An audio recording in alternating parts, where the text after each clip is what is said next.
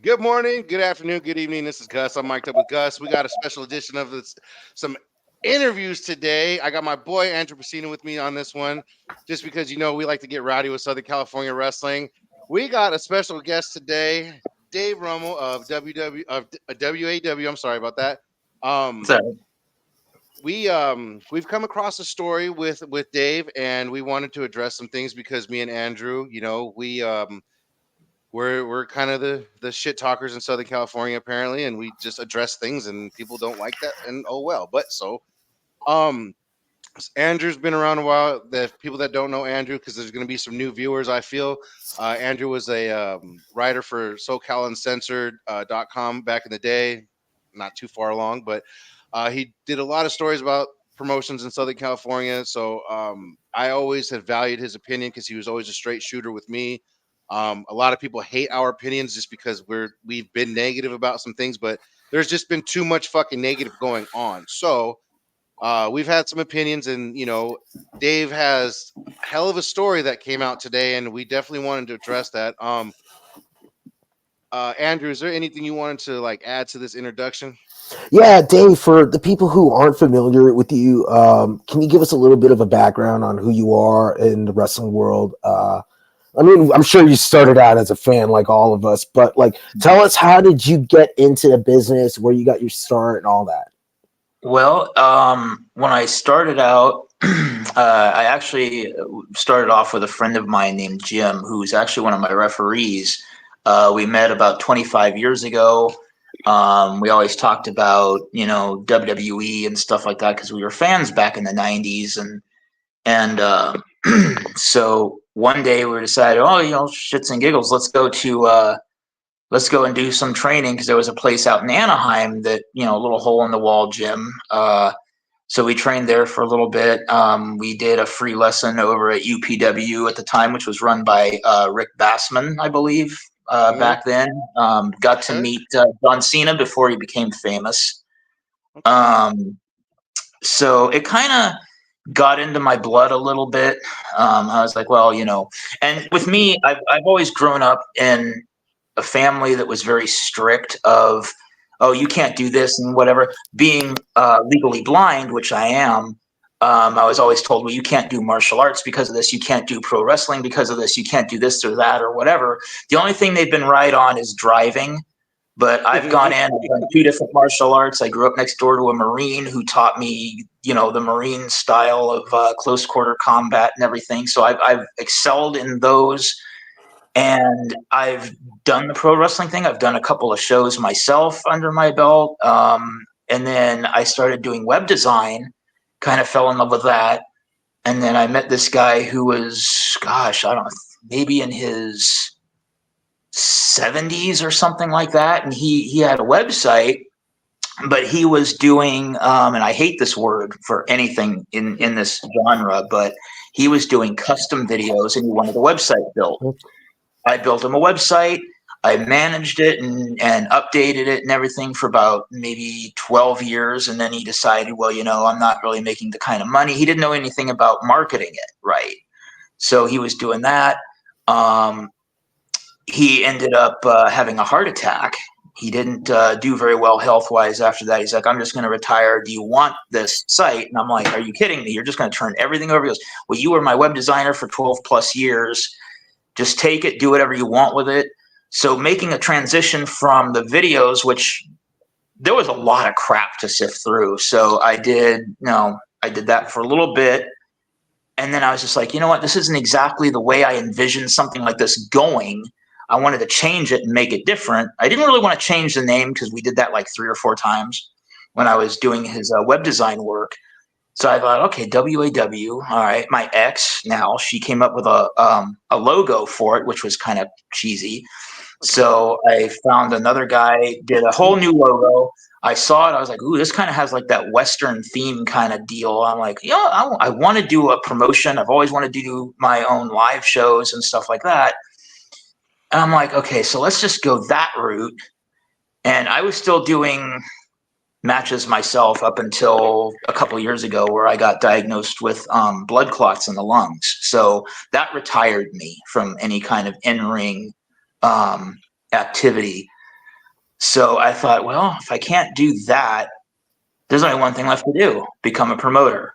Because I love the business, I love it. I've been a fan of it ever since the '80s and early '90s. Everything from Glow to Wow to WWE, WCW, and even some of the ECW stuff that was out there. And I thought, well, being a promoter sounds like fun. Yeah, till all the drama. Yeah. Welcome to Oh, the Yeah. club, bro.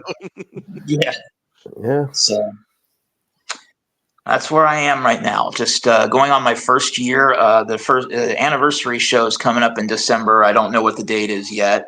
Mhm. I'll be blasting that all over the place once I figure it out. But now I find myself weeding out like who's going to be on the show, who is sticking with WAW, and who's giving me the farewell send off of the middle finger. So Let's get into WAW a little bit. You obviously brought up a little bit of the backstory and how you, I guess, you inherited the promotion. Tell us about the last 10 months or so, how that process began when you decided to go from like, okay, this is going to be this website, custom videos thing, to putting on live shows. And who did you get in touch with about doing these shows out here in SoCal? um, what did it was I was going to do a whole new website first off for the live stuff, but I was thinking about it. Same name, same promotion, whatever, and doing two different things just didn't kind of sit right with me in the long run. So I was like, you know what, I'm going to just, I was still going to work on the new site. The other site, however, that I had, uh, all the stuff was streamed through something called Pivot Share. And when that closed down, I was just busy trying to find an alternative to that.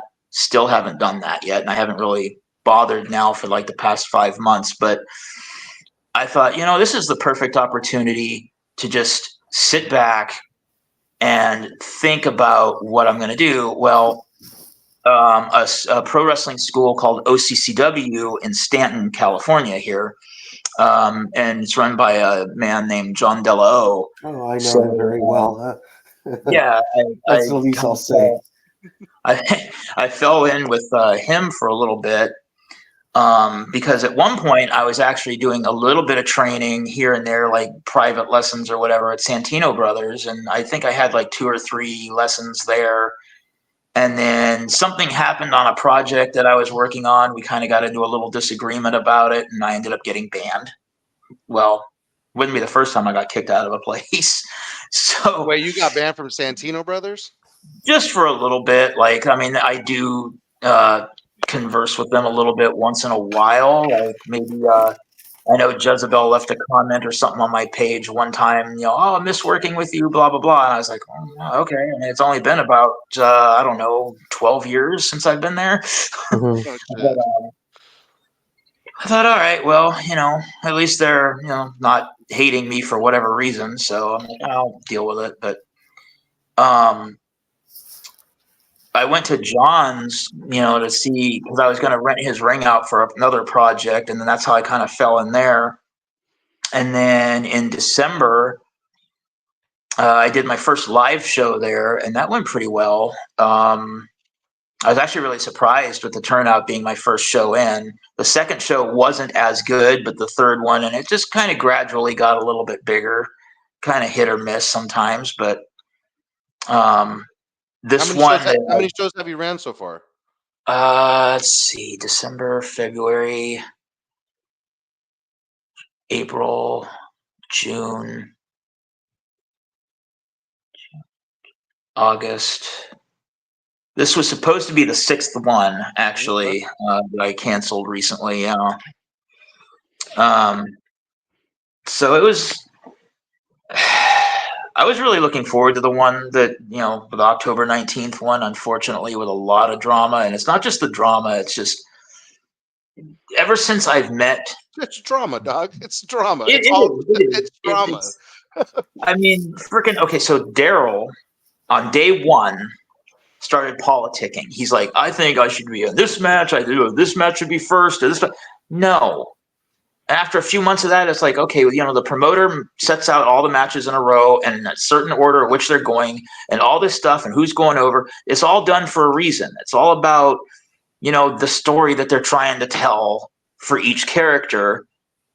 But this guy wants to sit there and politic everything. And I had one show, actually, I think it was the last one I did, drastically had to be rearranged literally like a day or so before the show because he wanted to play politician. And he, another guy that was running I'll call it a dark match because I don't know any other word for it, but James Cook of Pro Wrestling One finally gave in after 4 months of being pestered by Daryl for a shot at the California heavyweight title which is currently held by CJ Thunder. And Cook gave in, so he got his match.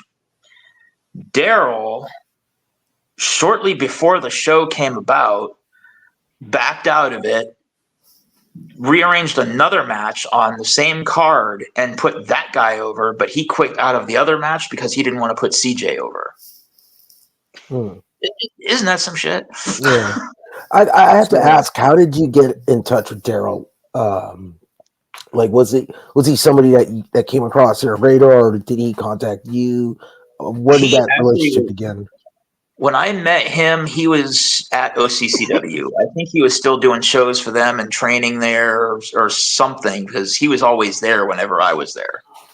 So that's how he got on board on some of the shows. I thought, okay, well, if you're a wrestler, you're training here, fine. Let's see how you can do. Put you on a show. Yeah, I should have looked the other way. Well, I mean, like, okay, so as a promoter, like, instantly, you should have known that Daryl was a trash wrestler.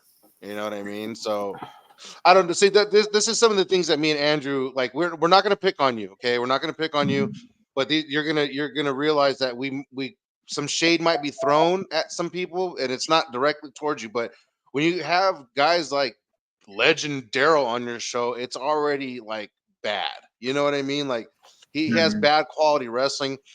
We just put out an episode today that me and Andrew did, and again, someone sent us a Legend Daryl video, and it was a ladder match, and it was one of the worst ladder matches I've ever seen in my life. So bad we couldn't finish it. We didn't even finish the shit, so we just like skip it. I bet I know which one that is too, because he just recently did one blasting it all over Facebook when I was still on his friends list. Yeah, I mean, the thing about Daryl is, like, I've heard a lot about him, and a lot of it is not good. Like, basically from his training to basically how he conducts himself and all that shit, and to his performing, right down to the most important factor when it comes to this whole fucking wrestling thing.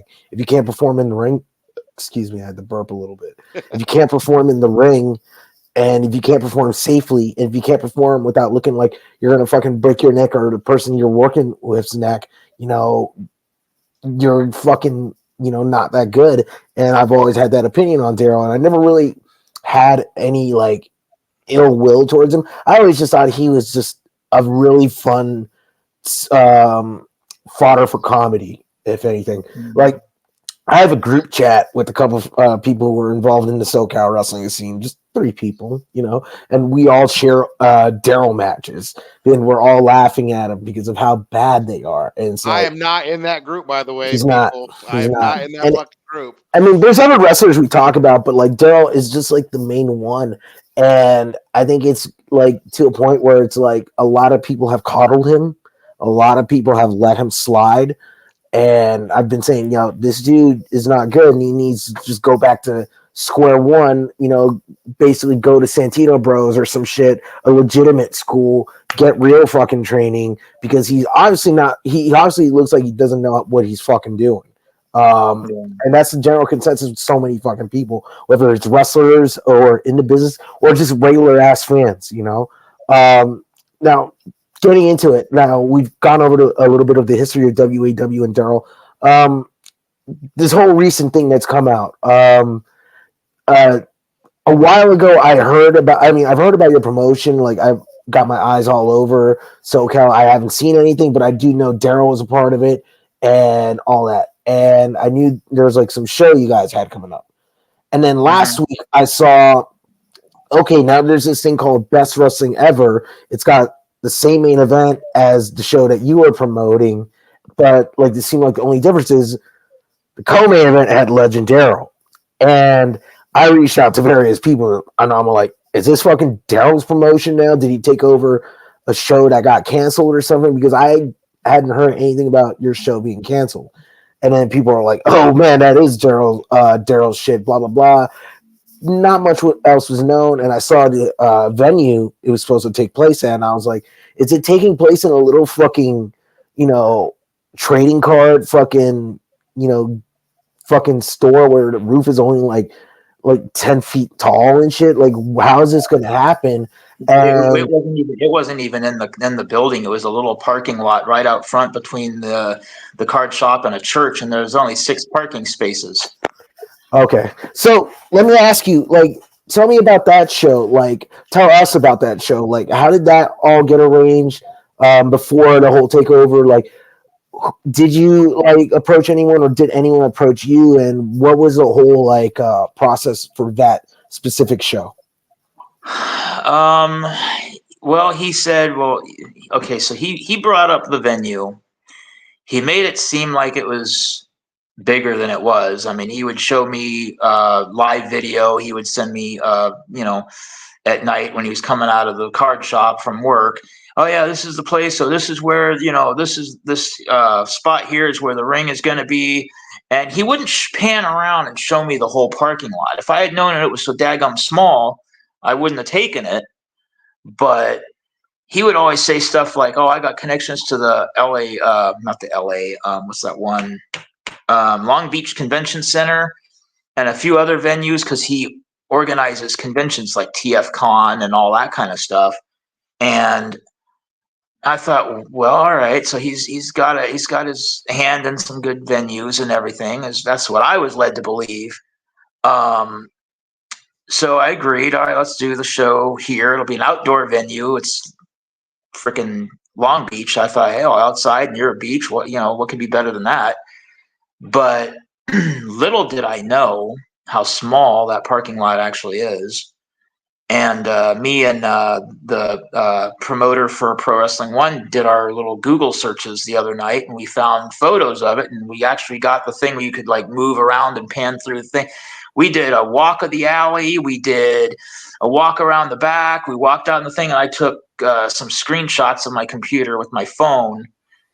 And I was just like, this is just crazy. He's going to put a 16 by 16 ring in a parking lot big enough for 6 spaces, with 100 chairs on 3 sides, sponsorship tables, barricades around the ring, and then some kind of like thing to go up and block the view from the street on the 2 sides to keep make it private or whatever. And this is going to be a show. And people are supposed to come out through the alleyway between the church and the store. Like he was going to have some kind of like awning thing set up for where the guys can change out in the alleyway or the back there. The women were going to be put into the back of the card shop. Apparently there's like a little room back there with a couch and chairs that they can train in. But they all come out this little thin space. And I'll send you the screenshots when we're done here. But it's just freaking insane. I'm like, there's no way. And I was just sitting there thinking, okay, I got Chris Masters facing Mikey O'Shea, Chris Masters being a former WWE superstar. And I can only imagine he would take one look at this place and be like, what the hell?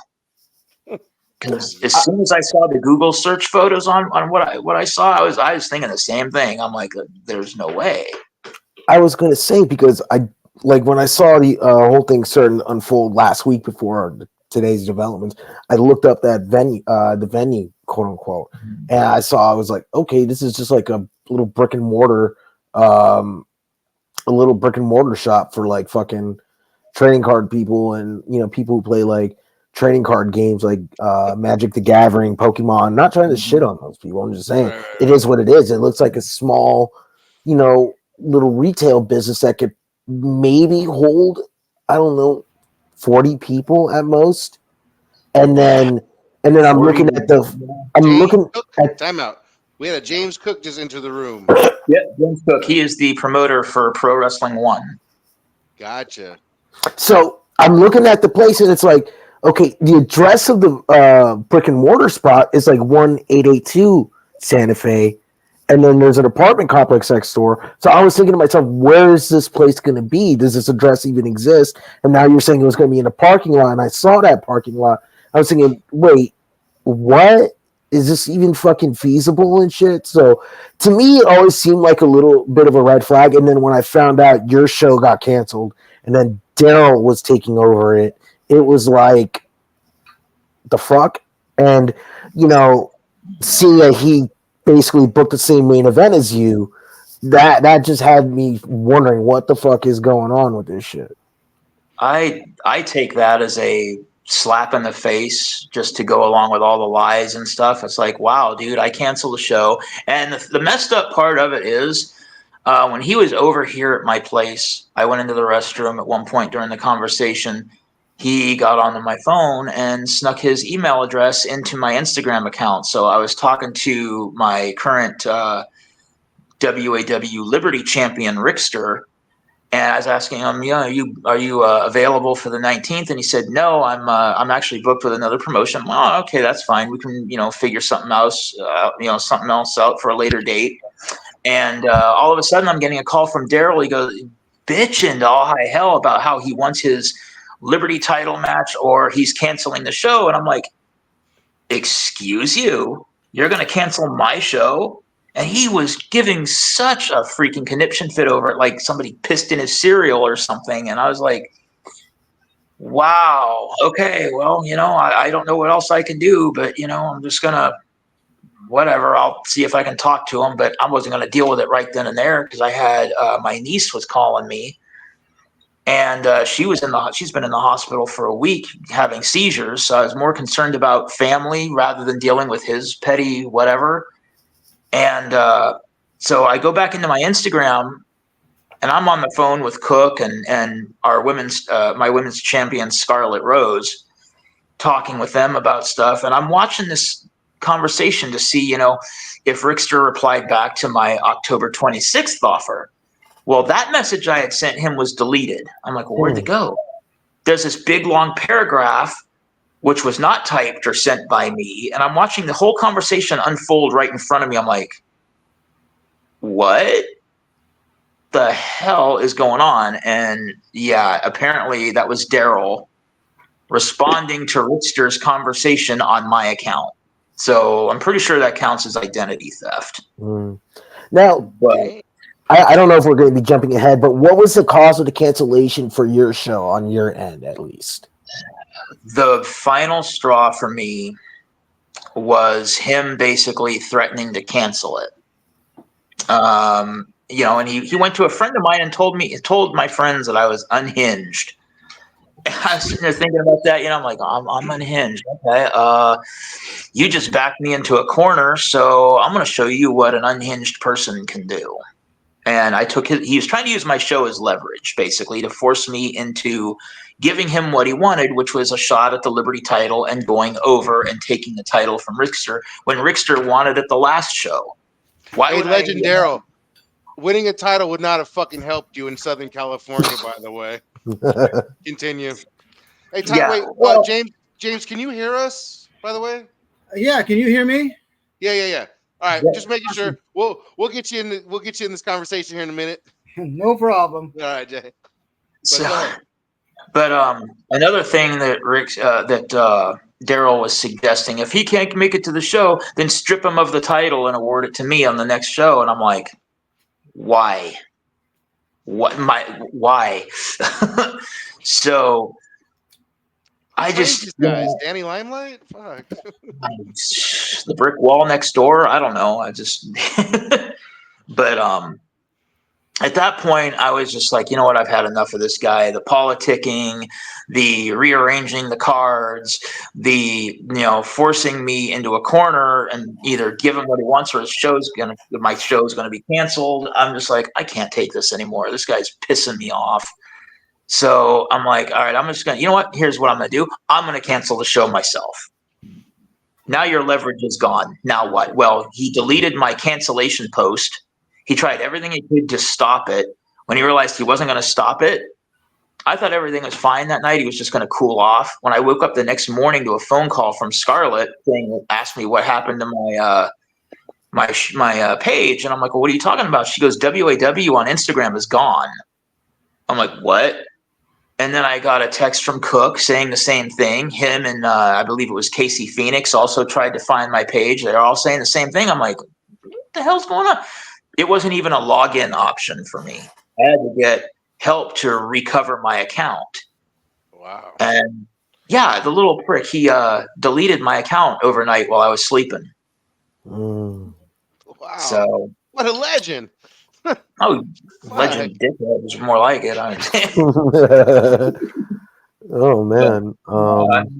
Some Let's. underhanded crap. I want to get into a topic that you had posted about, like this whole ring situation, because that seems like way like this is like, Daryl, you're not building a case for yourself via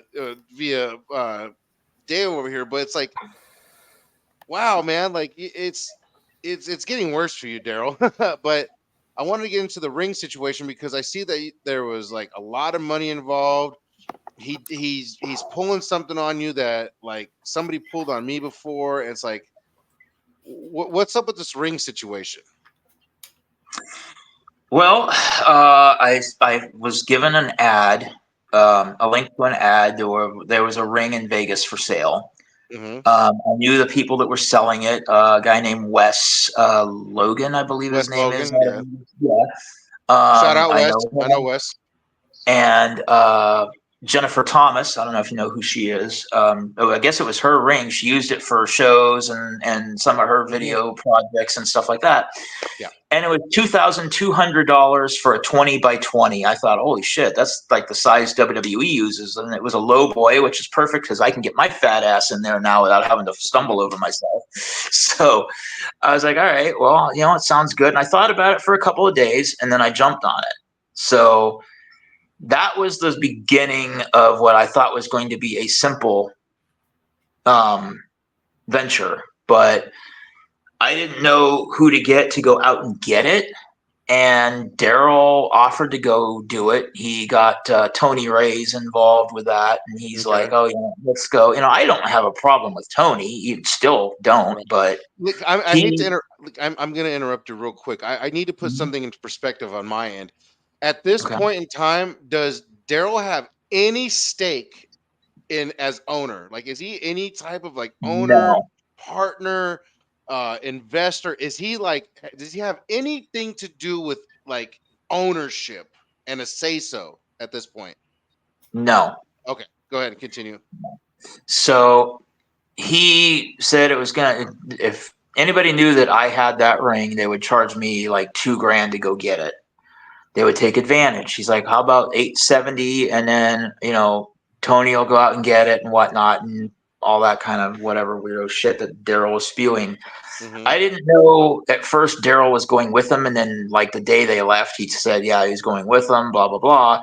They go out there, they pick it up, they bring it back.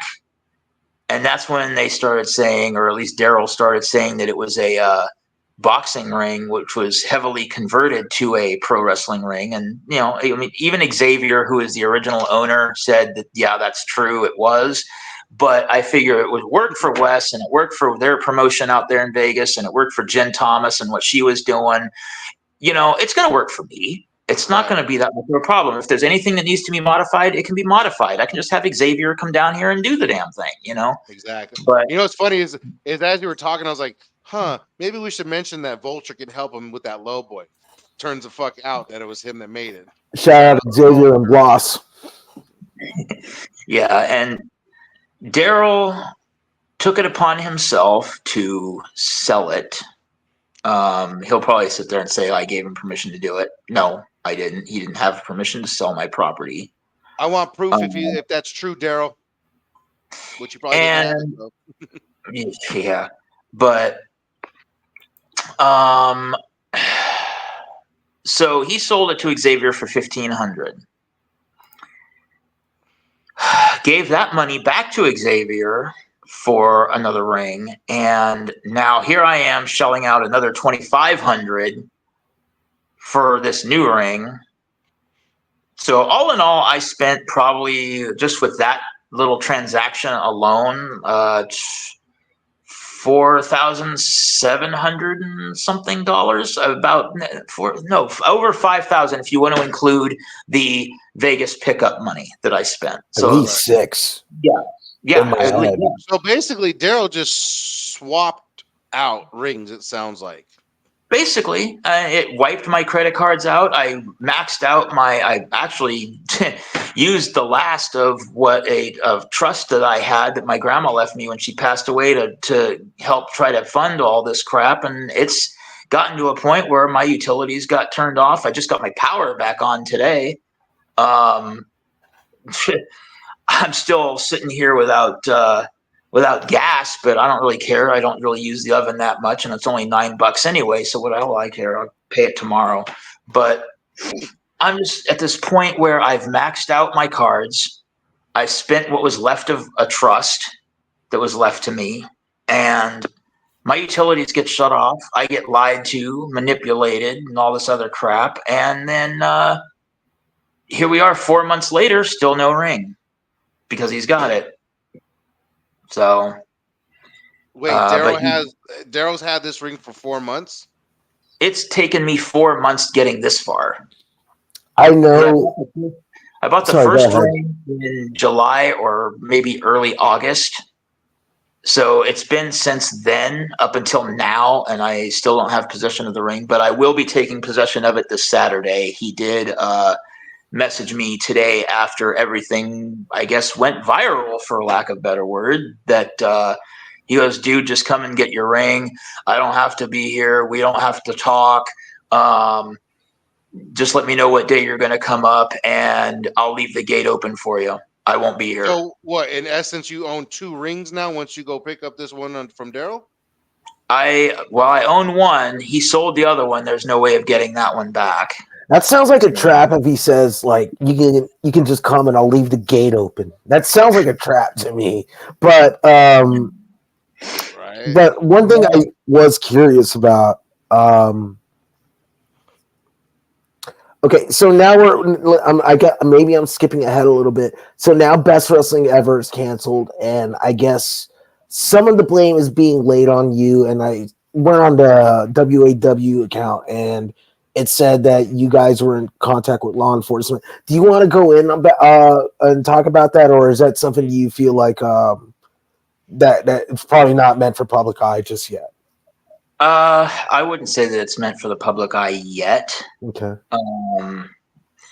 But I mean, for an outdoor venue, yeah, let's just leave it at that. That should probably be a better question to ask Mr. Cook, because he is an officer of the court when he's not a promoter, so he knows more of the legal terminology than I do. Gus, you want to take that one? I think one of my biggest concerns on this is it's going to get real legal for you. It sounds like, and Andrew got me thinking about this whole entrapment thing, dude. Like, come pick up my ring, the gate will be open. Like, yeah, man, that sounds kind of goofy in its own right. But from where I stand, there's like one of two things. One, he's probably going to get the cops to come and say you're stealing his ring. Two, there's going to be a gangland style hit on you, sort of like in the fucking Godfather 2 when they got the dude at the fucking toll booth and shit. Like, but no, but seriously, it is crazy. And like I think I believe in the post you made, you said Daryl was training people or something like that, or something similar to that. I can't say that I saw like footage of him working with somebody in the ring. I'm not sure if that was the ring that was supposed to be yours, but like, it is interesting because I was wondering, where did Daryl get a ring from? Why does he have a ring? And, all this shit. So it's interesting. Mikey O'Shea posted this about an hour ago. I'm barely reading it for the first time, and I wanted to get your instant responses. I'll go 3 paragraphs at a time. That way, it sort of breaks it up for you, and then I'll say, "Would you want to reply to that?" You can say what you want, and now when you're done, I can continue. So he starts off by saying, "First and foremost, I apologize that I spoke too soon. My match against Chris Masters is officially canceled. WAW, the company who originally canceled the first show beforehand, out of spite deliberately tried to shut the new show down. The same location where they were going to do their show, by the way, but now it's a problem. With law enforcement as well as pay some of the wrestlers, including myself, to not show up to this show. While I refused the money, some took it and backed out. I do not blame any of the talent and that accepted their offer, take that easy payday, and fight another day. I was already going into this show expecting little to nothing because personally, I just wanted to still wrestle. At this point, it wasn't about pay; it was about the memories that would have happened to me on that day. Um, Dave, anything you want to respond to that? I did talk to Mikey a little bit earlier today. He wasn't happy about it. I did try to explain that I didn't want to get him involved in the crossfire. I already had a feeling this was going to blow up. I didn't know it was going to be this dramatic and out of control, but I did even offer to, compensate him for the inconvenience or whatever. Take a paid vacation. I'll pay you to stay home. Just I don't want to get you in the crossfire. He said he was still going to work the show, and I didn't respond to that. I just thought, oh well, that's his decision. I'm just going to leave it at that. Okay. He messaged me a little while later saying that if I wanted to work with him or something in the future, great. If not, then he'd be willing to drop off the Gold Rush title at John De La Ho's place in Stanton. I didn't quite know how to respond to that, but it turns out he did. So here's what might ironic that you bring it up because it's going to be in the next paragraph that he mentions this. Mikey says, however, due to these petty actions, effective immediately, I relinquished the WAW Gold Rush Championship and will no longer wrestle on October 26th, nor for the company for the foreseeable future. I am too old to deal with this bullshit drama that had nothing to do with me or the talent. I will not tolerate guilty by association. 10 years ago, on this very same month, me and a handful of people were given an ultimatum to pick one company or the other, and it was one of the worst moments of my career. Although it was no-brainer picking the company that took care of me more financially in the next 2 years. It ruined the friendships I've made with people I looked up to or considered brothers. And it's never been the same since. Unless you're a legit company paying me a living wage, I will never be put in this position to make a choice ever again. You will never tell me where I can or can't wrestle. To all the friends I worked with the last 10 months at WAW, it was fun, and we'll see each other at another time. Blah blah blah. Not important. Any response, Dave? Well, I mean, I don't know what Daryl's telling him. I just know that I'm not the person that's going to sit there and tell somebody to choose a side, which is why I didn't respond to some of the messages Mikey had sent.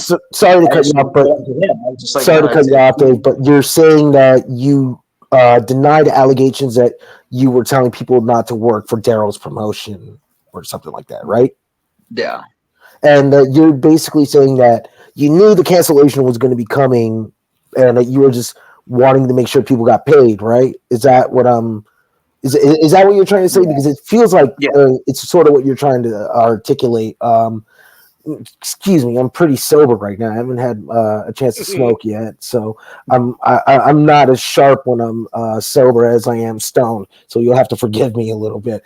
But it seems like that was what you were getting at. And do you feel like the portrayal of yourself and what's going on with WAW and Daryl's promotion, what Mikey said, do you feel like that's fair on his part, or do you feel like there's a lot of misrepresentation on his part, and you feel like did you go live, Gus? No. Okay. It looked like you went live. I saw that. Do you feel like there was a lot of misrepresentation there, or do you feel like maybe he just doesn't know the whole story, and then you feel like maybe you two should talk off air or off outside of the public eye to clear whatever misconceptions up?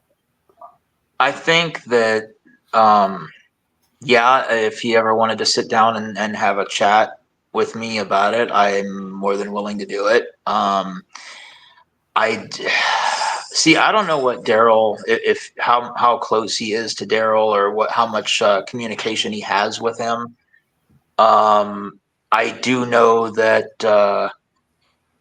Daryl is very good with words. He knows how to manipulate. He's obviously gotten to Guy Cool somehow, because we had a 2 hour argument in a text message about the whole situation. So Guy Cool has officially been um, X'd out of WAW. I ended up, finally, after about 2 hours of arguing with him, I'm like, I'm done arguing. I'm not going to keep arguing about the same old stupid thing and trying to defend myself when I know how I feel. I know what's happened to me. I told him he wasn't there.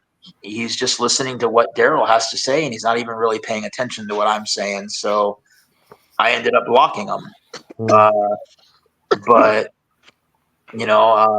maybe one day Guy Cool will come back. I don't know. That's up to him. But for right now, I'm done dealing with that mess. And then with Mikey, the option to come back is there if he wants it. I'm not gonna force it on him. I'm not gonna it's his decision. I'm not gonna say choose a side, or come back and this or whatever. And I'm just going to leave it completely up to him. If he wants to sit down and have a face-to-face talk about everything in a calm setting or whatever, I'm all for it. But until then, it's completely up to him. The ball's in his court on that one. James, are you coughing down there? Yeah, I'm just trying to clear my throat. I can't believe some of the stuff. Hey, hey, that's actually life of promoting. You know what I mean? Andrew hasn't been through a lot of it, but he's definitely seen a lot of it. I've been through a lot of it. It sounds like you're about to go through a ton of it. It's sad to say, but it comes with the territory a lot of the times. You'll get to a point where you start weeding these kind of guys out, and then you just don't deal with the drama. Like just recently, I have a promotion out here in Oklahoma, and I had to literally go through various channels to make sure that the 12 guys that I booked were bringing no drama to the locker room. And the only guy that brought drama was one guy. It's just because he was a little late, and and I'm not even saying that was drama.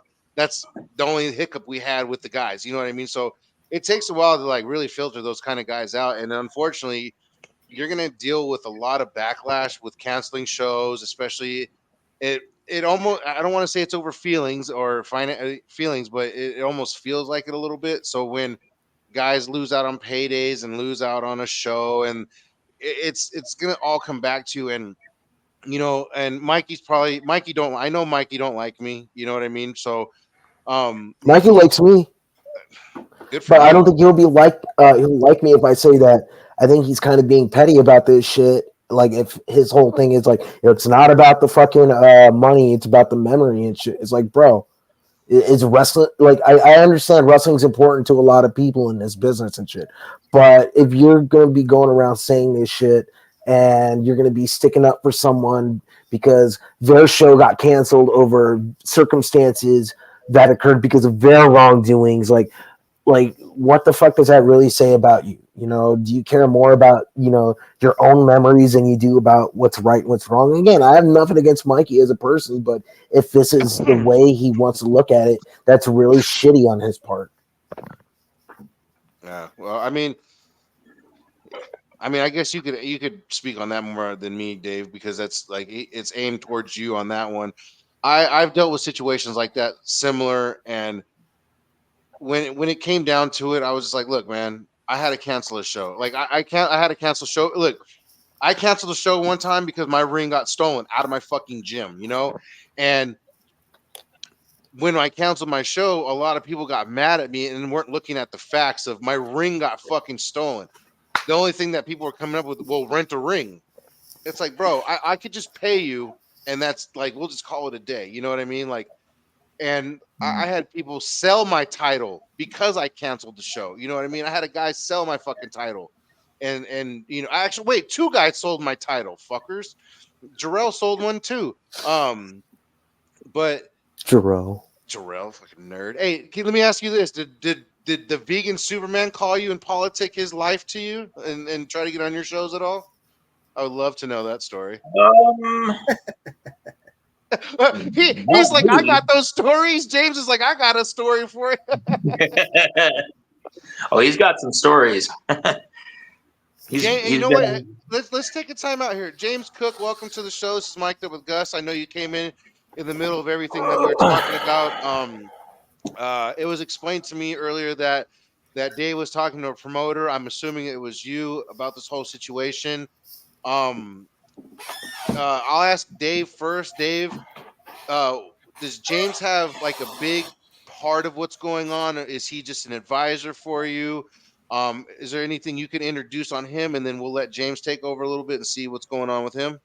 Um, well, the one thing I know, his dealing with Daryl was, as I mentioned earlier, he gave Daryl a title shot with CJ, and he just basically bowed out of the booking, didn't give an explanation or an apology or any kind, and then proceeded to book another match on the same card and put the other guy over. Okay. So aside from that, Cook, when he first met Daryl, he didn't like him very much. James, So you have a very broad look. We're going to go ahead and call that the dark look. Sorry about that. My camera doesn't like to work. I have a face made for radio and a voice made for print. So yeah, Shit.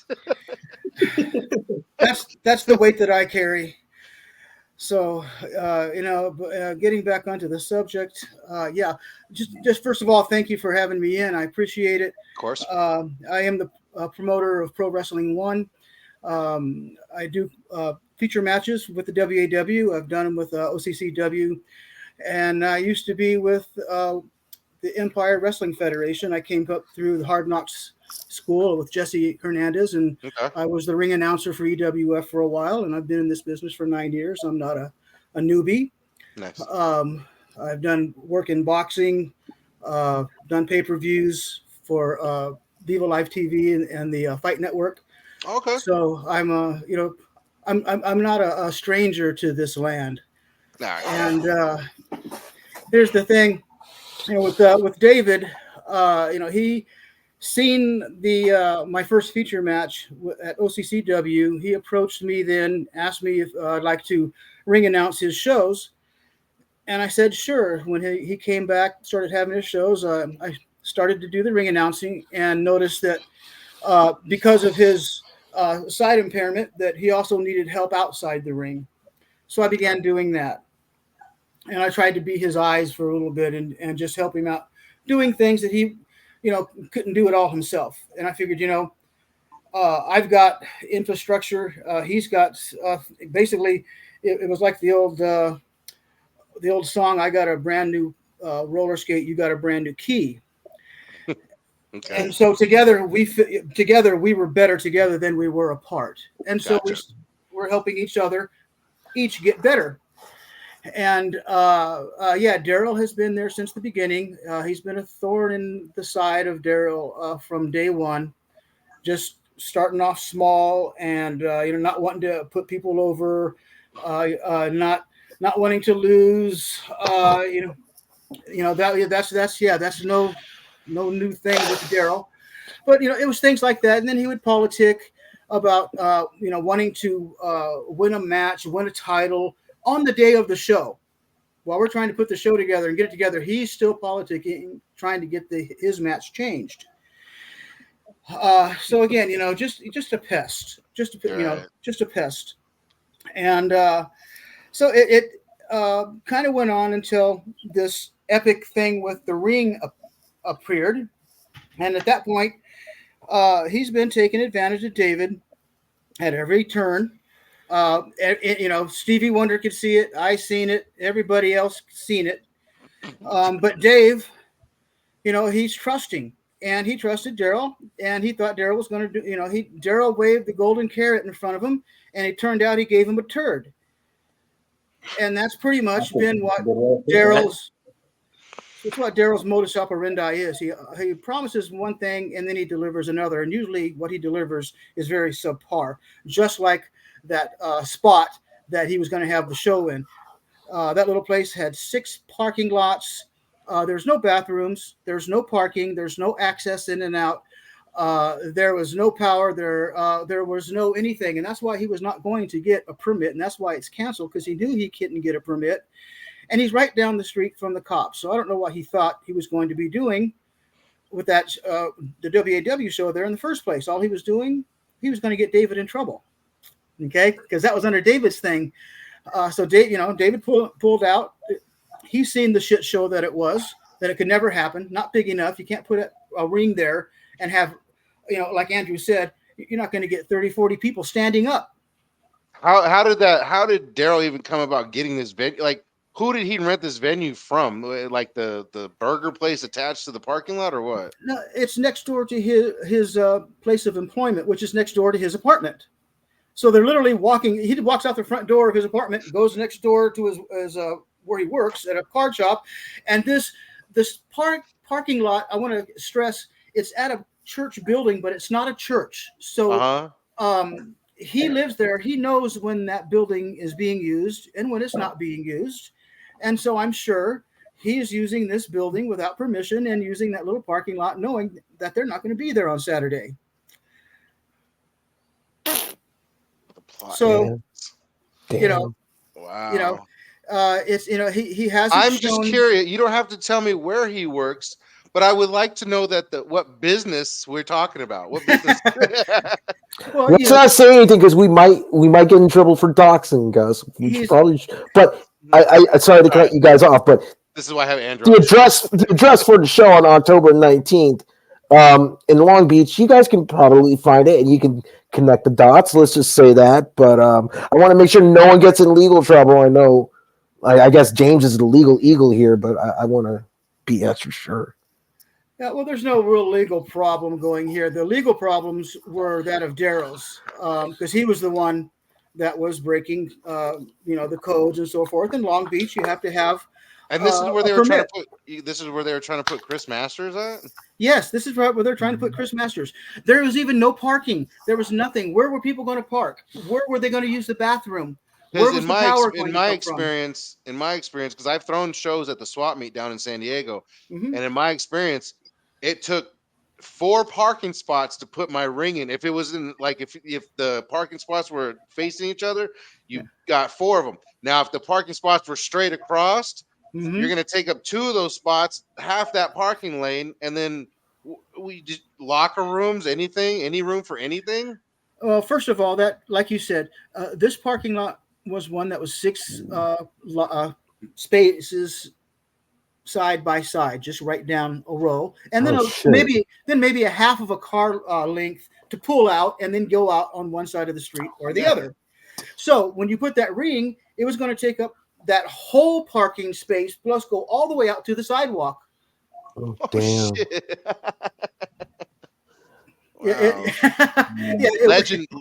Cheers, Legend Daryl. Legend, yeah. Fuck. So what I want to know, Dave or James, one of you guys can answer this. Was there going to be a fee for renting the venue? And if so, was there any deposits paid, or did you guys, was everything like, oh, you lucked out and didn't have to spend a dime, or at least not until the day of the show? What he told me is that the venue was free. He was definitely, that was some guerrilla marketing right there. Yeah. So does he own this place or have any management position with the place he's working at, or is it just something that he's just a low level employee there or some shit? I think he's just an employee. I don't know. I don't think he owns it, because from what I understand, he doesn't have, as he would claim that he doesn't have anything in his savings now because he helped me, but I don't think he owns it. I think he's just working there. So he's not in any management position or anything? I don't think place of authority? I'm not really sure. He never really told me anything about his about his job other than the fact that he works there. But Did he uh, like? Did you have any contact with anyone from the business besides him, or? no, He was the main contact, huh? He was the only contact, right? he was the only one. Yeah. Jesus, As man. far as I Damn. know, he's the only one working there during the day because he's called me before to talk about the show or whatever, and he would always put me on hold that I could always hear him in the background talking to somebody who comes in. So it's like every time he picks up the phone, oh, hi, can I help you? Oh, hi, can I help? Oh, hold on. Oh, hi, can I help you? That kind of Mm, crap. So every time you get on the phone with me, somebody would come into the shop. So I don't know mm. if he's just an employee, if he's a manager, if God forbid he's the owner, but I don't think he is. I think he's just an employee. Judging from the car he drives, he's an employee. I'll send you Yeah. that picture too. He came Yeah. down here to help me clean out my garage I because I like couldn't get James. in I like front. James. He's funny. You should hear me do my Mickey and Goofy impressions, and that's not family friendly. Another But episode. maybe. Dave, I mean, so in essence, so on Saturday, me and Andrew are gonna root for you. I'm gonna speak for Andrew. I'm gonna root for you that this goes smoothly. I would like an update on this ring situation because, like I said, I've had my own situation where my ring was stolen out of my school. I'm not going to mention Norris's name or B Boy's name or You Mikey just Gordon's did. name. You just did. Yeah, well, I'm not You going to do it. fucking guy. I won't do it again. But I won't mention those guys who set me up and stole my ring. But I definitely, I went about getting my ring wrong. We'll just say that I went about trying to get my ring the wrong way. But um, it sounds like you're gonna is I Daryl give his ring back. Like, does Daryl have any financial stake in the ring? No. You paid him to go pick it up, and he kept it. And Hmm. not only should Daryl fucking like Yeah. give his ring back, he should fucking help unload, take down and load the ring in his fucking truck or whatever he's gonna pick it up in, dude. That's what Daryl should be fucking doing. I agree. So basically, Daryl's been using you, taking advantage of you. You brought everything to light publicly because that's what I did. I got so fucking mad at people just like taking advantage of my situation. I came out publicly and just like, look, this is what's going on. And so people like Andrew questioned it and dug and fact checked and shit. And it's like, look, man, that's what I'm hoping for you, that what you did and what you're saying publicly is all true, because it sounds like Daryl just kind of like white flagged it and was like, fuck it, come get the ring. But my whole thing is like, don't get yourself set up. Take a sheriff with you. Maybe show the sheriff like, hey, I'm supposed to be here to pick up my ring, such and such time. I know that's kind of like petty, but at the same time, don't you get legally in trouble going and picking up your property. You know what I mean? Like, Mhm. that's if that's your property, then go make sure you get your property back. And Yeah. I definitely want to get an update on that. Is it Oh, I'll have so? one on Saturday for you. And that and is that what you're kind of hoping for? Is you get the ring on Saturday and then you can move forward with your date? Yep. Okay. Well, I mean, I really hope everything works out for you on that end, because it's like I know how frustrating it could be to like really lose your ass and your money and your finances to really try to make wrestling work. Yeah. You just gotta be more careful on who you work with, and don't let a lot of people like don't let the wolves in the hen house, man. You know what I mean? Like, just don't do it. Like, we're all wolves, bro. Like, don't listen to me. Like, if me and Andrew come at you about some promotional, don't listen to us either. You know what I mean? You really have to just find your own way in this business, but you also have to be weary of No, everyone should listen to me all the time. I'm always shut right the about this shit. fuck up, man. I wish I could just poke this motherfucker and You can't. You can't. I would break your arm if you tried, bro. I will throw you off that fucking bridge we were on. You can't, motherfucker. I'll leg lock you so fucking Shut the bad. fuck up. Up yours. Anyway, Dave, is there anything you like? I'm not cutting you off, man. I just don't want to. I don't want. I don't want you to have to repeat yourself on some things. I know this is something that's really bothering you. But is there anything else? Is there anybody else out there that really needs to just like, hey, man, you need a little smack on the butt right now. Get your shit together. I was trying to do something over here. Is there anybody else that's like is involved in a situation that kind of needs to like straighten their shit up too? Um, I can't think of anybody because the only one that's really been giving me the issues is Daryl.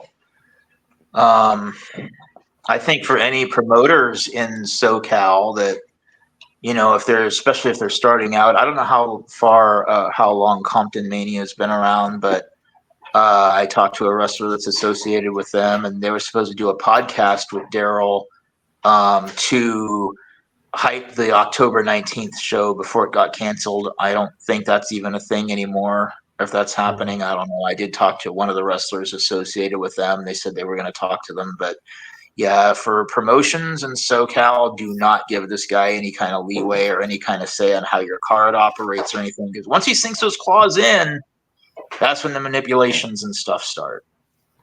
So That's where we need to toughen you up too, Jay or Dave. That's where we got to toughen you up a little bit too, because nobody will come in Andrew's promotion and sink their claws into him. It's not gonna happen to me either. You know what I mean? Those yeah. are lessons that have to be learned. Unfortunately, Andrew has seen it. Andrew has worked with people who have sunk their claws in the promoters, and I'm pretty sure Andrew's like, "Damn, man, you just got manipulated, right?" Am I?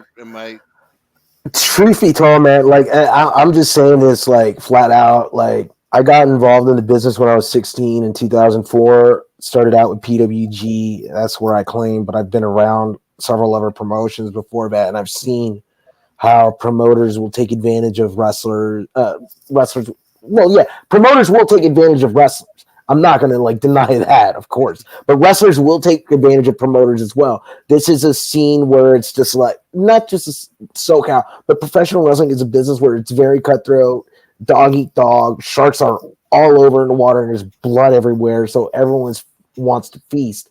So it's like, you know, with me, I've always been blessed to like have been around, and you know, I had Super Dragon teach me so much. Almost everything I know about the business was because of that guy. And it's like it sucks when I see promoters, you know, like you, Dave. I forgot your name for a second. Holy shit, I got really bad CTE. My bad. Like it sucks when. What's that? I said you need to be stoned. I wish I was, bro. But anyway, it's like this. Sometimes I'll see promoters getting into the business thinking they can do it, and they book all these local talents, and it just doesn't work, and it's just bad. And then there's situations like this where it's even worse because you have somebody like Daryl who's gone unchecked for so long. You know, I know people have talked about it, you know, behind the scenes and all that about he's not that good and blah blah blah. I've probably been the most vocal person about him and his involvement in professional wrestling, and it just sucks that he went unchecked because a bunch of fucking people who are supposed to be checking him, they didn't care. They just, you know, they just want the memory, you know, of wrestling and shit. Like I get it, you know, we all love wrestling, but at one point, do you allow your love to take advantage of you? You know, you can't let that happen. And I'm not saying this to you, Dave, or anyone else specifically. I'm just saying, like, someone like Daryl is not the kind of person you should be around because everyone's been telling him, bro, you're bad at wrestling and all this shit. Go to a real training school, start from the beginner's course. But instead, he's just been defiant, you know? And now we're seeing the results of that defiance start to play out as to what's going on here because this guy's gone unchecked. He's been on so many shows. People have been like, oh, I'm going to put a belt on you and you're going to come do my shows. And then he takes advantage of that. You give him an inch, he takes a mile.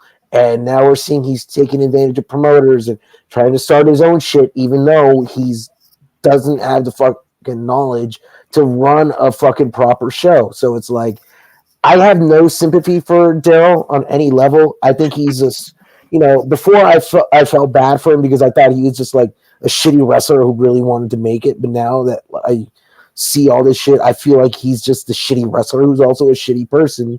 And I think anyone who's like upset at you, Dave, for canceling your show or, you know, trying to make sure fucking nobody gets fucking in a world of shit when they fucking show up on October 19th, some parking lot in Long Beach, and then all of a sudden the cops show up, and then they could also get in trouble by association or some shit for doing that show. It would just be a huge fucking mess, and it's all because some dipshit wanted to fucking try and like act like he's above everyone and thinks he knows better and thinks he's ready to fucking be the captain of a ship when he's never fucking been on a boat before. So my one thing is this, I will say also, like I've said it before to all the wrestlers who let him pass, this is also kind of on you guys, because we've been talking ever since this podcast started. There's been the narrative that me and Gus have been saying, and people in the SoCal scene, it's like, okay, you guys are right.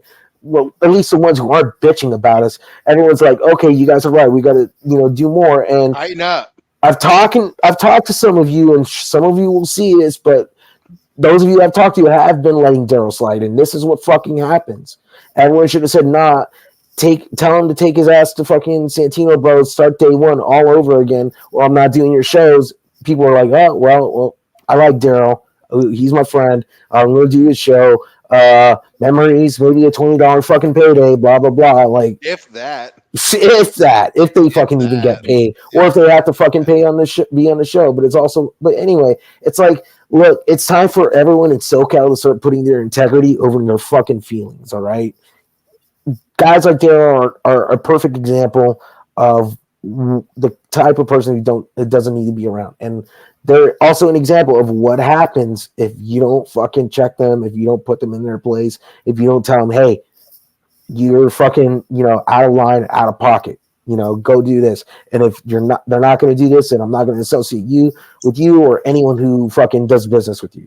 So again, if you're in the SoCal wrestling scene, don't do business with anyone who does business with Daryl. And it's that simple. Like, there's no fucking reason for this dude to be in this scene anymore.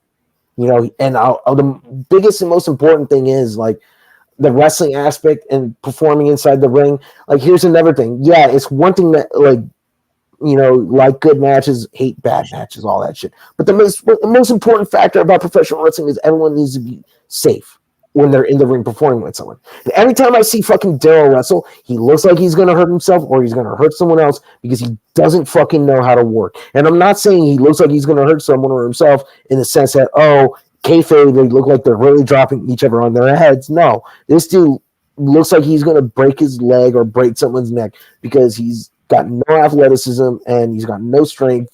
He can't fucking lift someone up properly for a fucking move. Doesn't have endurance. Fucking always gasses out in matches. Jumping off the top rope to a ladder, Daryl. Stop fucking wrestling, period. Just get out of our scene. That's the show I'm thinking of. I think that was my ring that was used for that show. The one with the yellow ropes? Yep, that's it. We talked about that match. Look, hey, man, sorry, Gus, let me cut you off really quick. We did talk about that show on the last podcast we did. Gus could probably send you the link. But man, I noticed the way they were fucking setting that ring up. Gus also mentioned this was so terrible because, like, the things that go under the ring post, those little fucking foam paddings. Like, yeah. Gus pointed it out. One of them was like fucking halfway off the fucking ring post and shit. And the canvas wasn't even all the way out properly. You could see where the fucking the mat and the fucking ring apron frame. Yeah, the frame. You can see where all that shit is. It just looks so bad. Even, like, it's one thing to do a show without a ring apron, but if you don't have like something at least covering, the edge of the frames and shit, like, come on. The best is when they hid the ladder underneath the ring with. Well, look, man, I'm gonna put something in here really quick too, because we were talking about the canvas one time, and I was like, oh, well, I'm gonna buy a new canvas for it, which I did eventually, but he told me, he goes, you got to go one size up. I'm like, well, what are you talking about? He goes, it's a 16 by 16 ring. You need an 18 by 18 canvas. I'm like, that makes no damn sense. So I ended up getting a new canvas from Monster Rings and Cages. I called the guy one afternoon, and I'm like, so got a question for you. He goes, well, what's that? I said, well, do I need an 18 by 18 canvas for a 16 by 16 ring because it's too tight to tie down or something, And he's like, whoever told you that told you the biggest line of bullshit. And he goes, no. So I bought a 16 by 16 for a 16 by 16. And when he explained why, it made perfect sense. So once again, Daryl don't know shit. And I don't like to say that about anybody, but he does not know shit. You don't need an 18 by 18 because if that happened, If you'd you have to cut the thing, make it fit, and even then you get wrinkles, which is just go dangerous to for somebody young, man. any ring problems, just go straight to Xavier, bro. Don't hesitate. Yeah. Don't think about it. Go straight to Xavier. Do not pass go. Don't collect $200 because you're gonna need it for Xavier. But but he will like don't man. And I'm not gonna put Andrew out there like this, but if you need to do homework on people, if you need help with like some ideas, if you just need like to just if you just need some promoting tips, I'm not the best promoter in the world, bro. I'll tell you, I'll be the first one to tell you. But I've done so much promoting. I've had some big ass names on my show. I've had the littlest names. I've had the littlest shows. I've had some big independent shows. I've stood in front of 40,000 people in Mexico. I can guide you away from some idiots. I can help with that. But the first thing I want to tell you, like, do your homework on people, man. Don't let anybody jump in the sack with you right away. Dig into them. Ask other promoters. Talk to other promoters. Talk to Robert from Rival, like if he's worked with these guys. Hit up Andrew every now and then, like, hey, do you know anything about him? Because Andrew does keep his eye on the scene, even though you're trash wrestler. For some odd reason, Andrew knows what's going on. So it's like I'm not, like I said, I'm not gonna put you out there, Andrew, but No, go ahead. It's fine. if there's any questions you guys have, please ask us because we may sound like dickheads on previous podcasts, but it's nice to actually talk to other promoters and other people that are like, okay, yeah, you're on the scene. Yeah, you're working with some shitty ass people. These are the things that me and Andrew are talking about, but these are also things we can help you with. We're not telling you to blow out your budget on your roster, but there's a good handful of Southern California wrestlers that will not break your bank, that will give you a B+ show guaranteed. You know what I mean? They will give you the best show possible from the best locals. You know what I mean? So if you need help weeding some shit out, even you, James, like I'll help you. Andrew will give you some guidance, because we want to come back eventually around to a podcast in the next year or two, and everyone that's really supposed to, like, everyone that's in this business to flourish is flourishing. Andrew's flourishing, Rival is flourishing, you guys are flourishing because you guys asked for the correct help and the correct guidance. You know what I mean? It's okay to ask for that. Just don't let somebody come in and be like, this is how it's done. Don't fucking do that. Do some homework, educate yourself. I educate myself all the time. Bob Evans is one of my biggest mentors in this game. I sit there and focus on so much shit that he says just because his product speaks for itself out there. The places that he works with speaks for itself. So do your homework, get more knowledge under your belt. It's okay that you make the rookie mistakes, but guys like Daryl, you have to do your homework. Anybody that comes in and starts politicking right away, just do your homework right away. Talk to some promoters and be like, look, I'll book you for a show. I just need you to just stay in your own lane. Don't need to hear nothing if you want the payday. If We not, need a move on. we Fucking need a move on. Bob Evans out here in LA because I heard their food's really fucking good. We need Fuddruckers back. That's what we need. Dude, there used to be a Fuddruckers near my house, man. Fuck that. Fuck. We need Soup Plantation back. That's what we need. Yeah. But anyway, Dave, my biggest thing and my biggest concern was I saw what you posted today, and it hit home on me because Andrew knows what I went through with my ring getting stolen.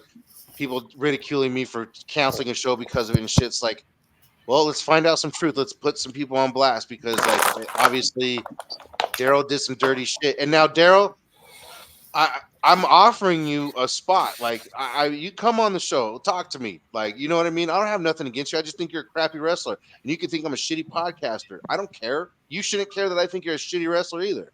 If you're living, I think you're a shitty person for what you did to this man. that's what I do think you are. I think you're a shitty person. But I won't be on that podcast because I don't want you having a piece of my fucking fame, you piece of shit. Fuck you. Well, it makes James, it unanimous because see, I told you, I like James. He's right on time with this shit. James, this guy. is there anything you'd like to add to any of this, man? Like I said, I'm not cutting this off. I'd like to hear anybody's opinions about this whole thing. So, is there Well, anything you'd like to add about it? as David said, I never liked the guy since I met him. Right away, I could see that he has no talent, no charisma, no muscles. I don't think he's ever seen the light of day. He's so white. He's whiter than I am. It's like the guy step outside in the sun and eat a hamburger, for crying out loud. The guy has to run around in the shower to get wet. Oh, Jesus. It's like you don't belong in a wrestling ring. I grew up, believe it or not, guys. When I grew up, my daddy used to bring home guys like Bobo Brazil and Freddie Blassie, and they would have dinner with my family. Those are wrestlers, okay? Yeah.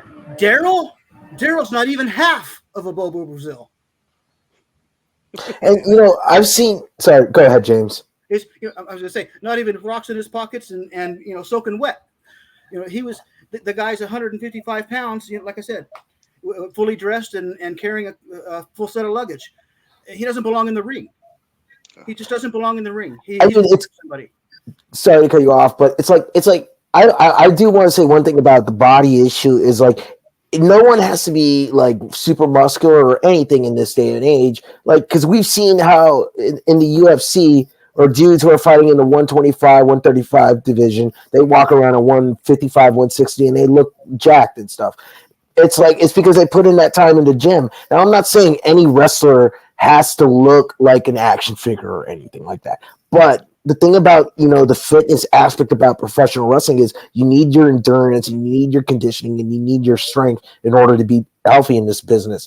And when I see somebody like Daryl, it's like I can tell they're not doing anything to better themselves. Maybe they'll go to a gym, do a couple of like free weights for a little bit, and maybe run a treadmill like once or twice a week. But that's not enough, and you got to dedicate yourself. And you can see who's dedicating themselves and who isn't. It doesn't matter if someone has a six pack or not, if they got giant fucking traps or anything. Like you can tell, like just by the way they like conduct themselves in the ring, and like by the way like their body is and the way their body responds when they're performing moves and shit. I had one really good example in mind. I have a good Gringo example. Loco. Gringo Loco is a great example. Sam Stackhouse is a great example. They're guys who aren't in the best of shape, right? But when you look at Gringo Loco go and some of the shit he does with wrestlers who are high flyers and stuff, it's amazing because this dude's he's like 5'8", 5'9", around 220, 230, maybe 240. And he's doing a lot of cool shit.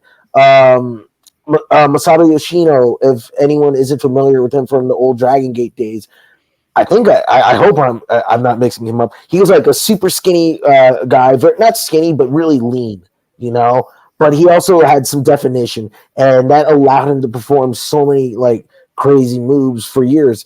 But if you don't have that conditioning, you're gonna get hurt.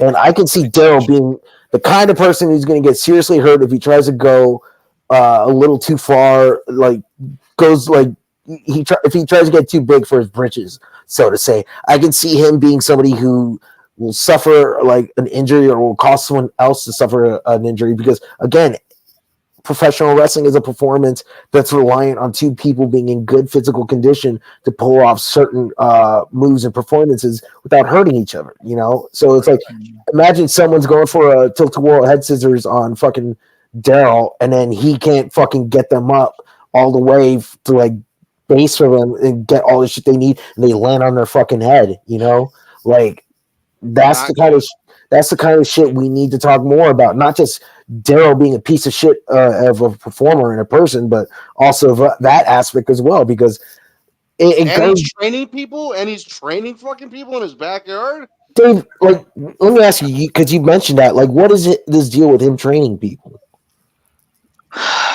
Well, James, if you know.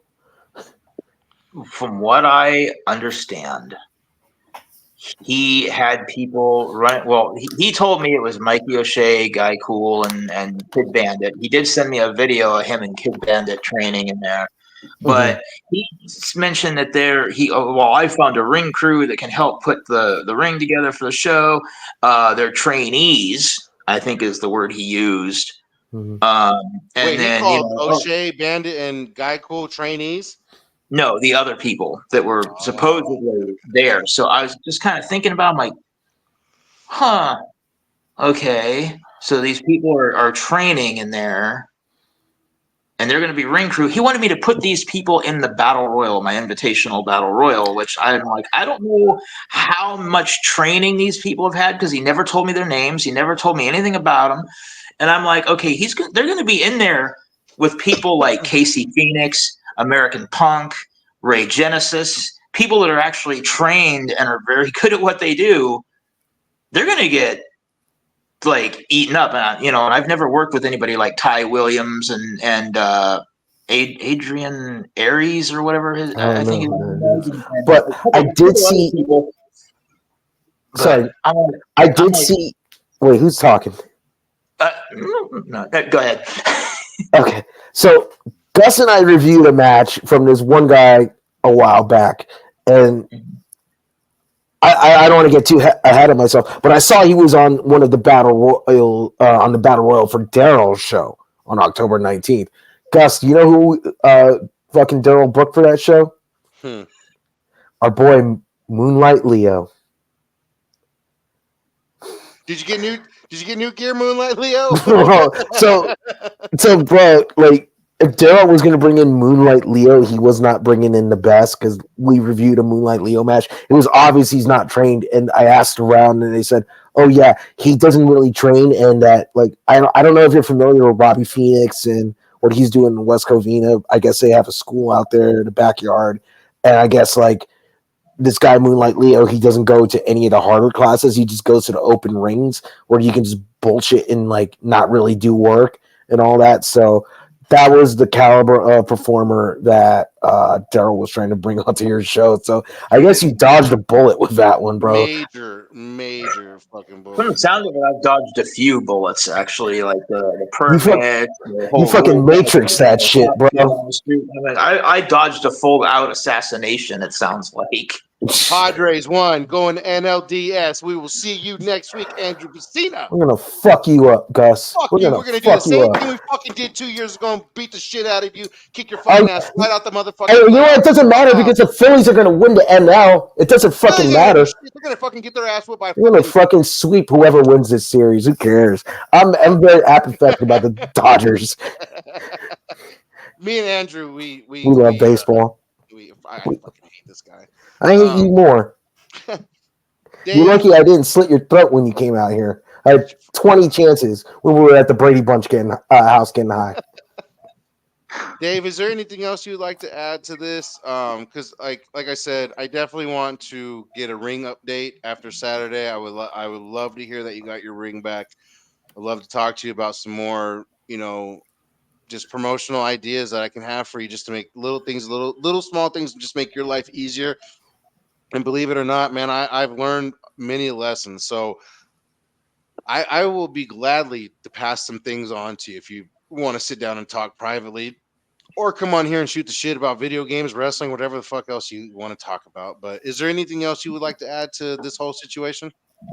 Well, just that I mean, as far as the wrestlers that were booked for the show, I get the inconvenience of having a show canceled, but what I feel like some of them, not all of them, because some of them have, they're don't really have any ill feelings towards me. Like I've spoken with, a few people, Excuse me. but the ones like Guy Cool, maybe even Mikey O'Shea might even come around to this way of thinking eventually. I mean, that's completely up to him. But for to, I think maybe they need to just really sit back and take a look at the situation rather than just jumping right into the blame game on it. Because in a way, and this is how I'm seeing it, if I was on the show and it got canceled, but it had that risk of law enforcement and whatnot coming down on them for not having the right permits and stuff, that can be pretty damning.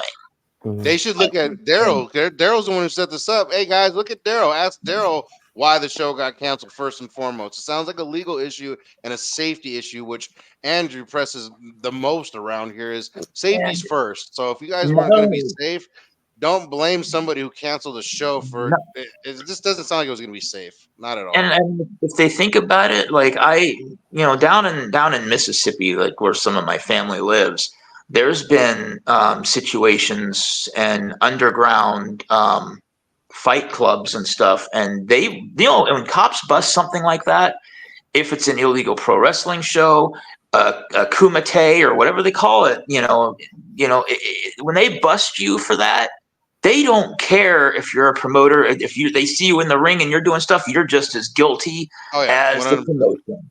They bust you as a whole. They don't I care. do. They'll grab you up and sort it out later. I do feel like emotions are a little bit have been clouding a lot of people's judgment and all this. Especially with Mikey O'Shea, like I mentioned earlier. He says he wanted to do this for the memory of wrestling Chris Masters, but it's like, the payday isn't important. So like again, let's really. I think people in this situation really need to examine things and not think with their emotions or any of that, and not think like, oh, this is wrong because I'm not getting what I want out of it, even though you can get a payday. It might not be what you want, but it would probably be what you need. Even if it's like I guess $50. I wouldn't turn down $50 from anyone. But actually, Dave or maybe James, one of you guys can answer this question because I don't know if we asked it, but it is on my mind. How the fuck did you guys get in touch with Chris Masters for this show? That's what I want to know. I met him at FanFest, I think it was, a couple years ago in LA. LAX? Yeah. Okay. Daryl actually, and this is the thing that irritates me with him. He sent me a list of people, and he pissed James Cook off with this one as well, because he sent me a list of people. Fandango was on there. I contacted him, and I there were a couple other people, I don't remember who they are, on there, but he actually was telling me how he brought in JC as a referee for the show, and he was making it sound like she was doing a personal favor for him and charging $50. But $50 is her regular rate as a referee, from what I understand, and it wasn't him that brought JC in, it was Cook. So he's sitting there taking credit for that. So basically, okay, so you guys met him through a con. Okay, like, man. So what? So what? He had a list of names for you to book for himself, like to go against. Daryl did. He was trying to get me to have Rickster drop the Liberty title to him because he's freaking obsessed with that belt. He wanted me to have the West Coast Rednecks, American Punk and Tony Reyes, drop the tag titles to Sky High. What else was there? He wanted Scarlett to drop the title to either Angie or LED or Aria Perkins. Excuse me, I keep calling her Blake because I've known her a while. But he just didn't want Scarlett as the champion. He wanted somebody that he would recommend. Now, it's either LED, and even she feels like that she was used as a pawn by him, because I talked to her earlier today too. But Angie was afraid about, hope there's not going to be any ill feelings and stuff moving forward, because she's still willing to work with me and everything. It's just everything Daryl has been saying about the women wrestlers not wanting to work for my promotion as long as Scarlett has the women's title is a load of shit. Damn. Shut your fucking mouth, Daryl. Well, guys, we'll end it like that. As far as, I think we got the story out there. I think we got a lot of the details out there. Daryl, balls in your court. You're either gonna get back to the ring on Saturday and move on, get the hell out of the scene, and you're more than welcome to join me on a podcast. Tell your side of the story if you want. I'll be real with you, Daryl. I've dealt with people like you, so I'm not going to give you much. I'm not going to have a nice tone with you if you want to step on the show. If you're man enough to step on the show, I'll actually leave Andrew out because I don't think Andrew wants any parts of you. But I'll leave it on that note. But James, I know we didn't get to hear much from you, but what we did hear, fucking dynamite, amazing. We definitely appreciate your time coming on here, because I know everyone's got a personal life, and I'm just an average ass dude just doing some fun shit on YouTube. So I definitely appreciate you sharing your time and your story with me, Dave. I'm sorry about the unfortunate events that are happening. But like I said, I'm rooting for you to get your ring back on Saturday. I hope Andrew is too. And once you get your ring back, because I know Daryl will see this by the time Saturday comes around, so give his fucking ring back.